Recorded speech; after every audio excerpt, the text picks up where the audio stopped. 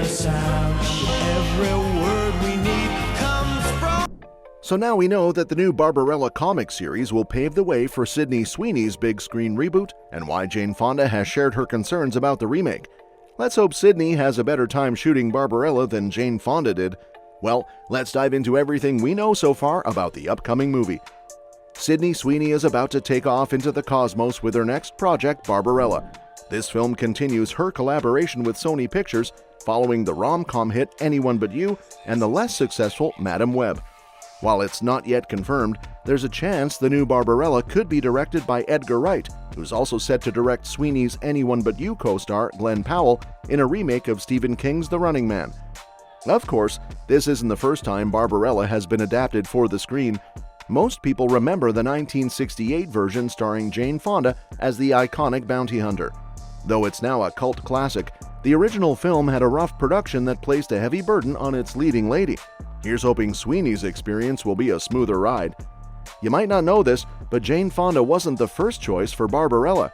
The film, which was inspired by Jean-Claude Forest's comic series, features the title character traveling to various planets and engaging in some rather risque adventures. Given the subject matter, it's no surprise that director Roger Vadim and producer Dino De Laurentiis wanted an actress with serious sex appeal. Their first picks were Brigitte Bardot and Sophia Loren. However, both turned down the role. Vadim, who was married to Fonda at the time, eventually turned to her for the part. He tried to convince her by pointing out the growing popularity of sci-fi films like 2001: A Space Odyssey and Planet of the Apes.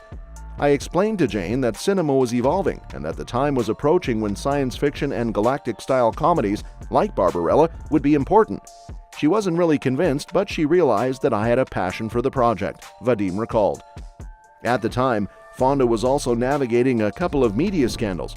In 1965, a billboard promoting her film Circle of Love caused a stir with its provocative imagery, and leaked photos from the set of The Game Is Over, another Vadim-directed film, were sold to Playboy. Despite the controversies, Vadim was clear about his vision for Barbarella. "I'm not going to intellectualize her. Although there is going to be a bit of satire about our morals and our ethics, the picture is going to be more of a spectacle than a cerebral exercise for a few way-out intellectuals," he told the Los Angeles Times. Fonda, however, saw the character differently. She is not being promiscuous, but she follows the natural reaction of another type of upbringing. She is not a so-called sexually liberated woman either. That would mean rebellion against something. She's different. She was born free. It's fascinating to think how different the film might have been with Bardot or Loren, but Fonda's unique take on the character certainly left an indelible mark on Barbarella's legacy. Even with Fonda taking on the role of Barbarella, the production faced plenty of hurdles. The script itself was a revolving door of writers, 14 in total, including big names like Terry Southern and Charles B. Griffith. Southern later reflected on his time working on Barbarella in Gail Gerber's novel Trippin' with Terry Southern, What I Think I Remember.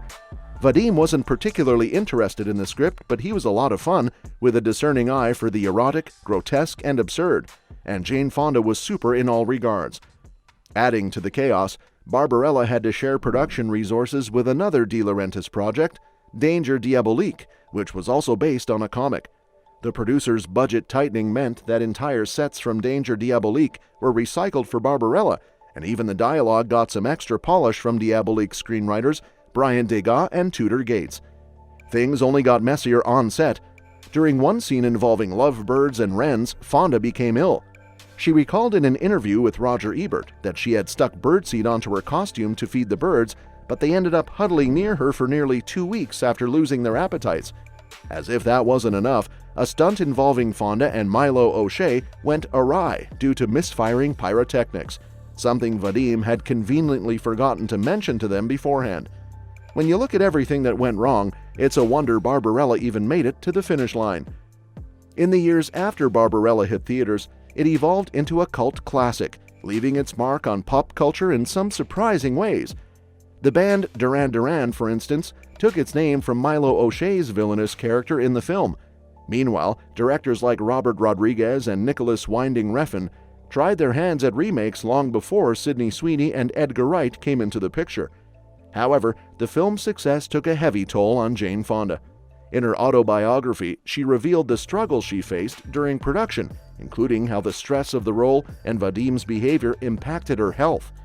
Vadim, who was Fonda's husband at the time, began drinking heavily during filming, which affected his judgment and the quality of his direction. Partway through the filming of Barbarella, he started drinking at lunch, and we'd never know what to expect after that. He wasn't falling down, but his words would slur, and his decisions about how to shoot scenes often seemed ill-considered. There is a young woman who hated her body and suffered from terrible bulimia, playing a scantily clad, some-clad, naked sexual heroine. Fonda's experience with the film left a lasting impression, and she's understandably concerned about Sweeney's upcoming remake. Speaking to The Hollywood Reporter, Fonda shared her worries. "I try not to think about it because I worry about what it's going to be. I had an idea of how to do it that Dino De Laurentiis, when he was still alive, wouldn't listen to, but it could have been a truly feminist movie."